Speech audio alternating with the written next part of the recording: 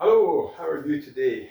I hope you're well. I want to tell you a little bit about why I believe that the banks should not be able to sell your house except as a last resort. Um, and I believe that banks at this time, 2025, are still selling people's houses at far less, when it's not a last resort at all. Um, That doctrine, that legal doctrine, that a bank can only sell a person's house as a last resort, is from JAFTA, which is a legal case that you can find on the internet if you Google SAFLI and uh, and JAFTA. Um, and in that case, the Constitutional Court said the banks mustn't sell a person's house except as a last resort. Yet they do. I have met maybe 2,000 people with problems with banks selling their houses unjustly or things related to that.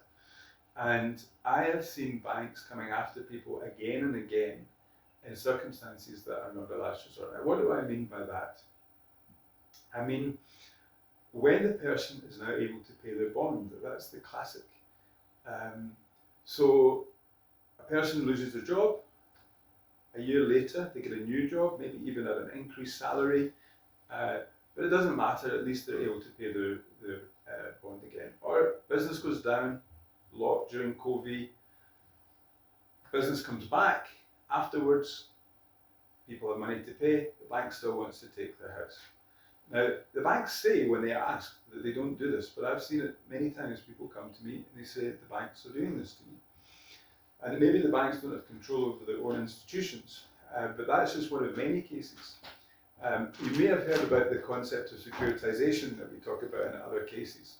Now, my question is this: why don't the banks securitize bonds when they would otherwise want to repossess them? Why don't they take these bonds and sell them in the market for somebody that wants to keep that bond? But they don't.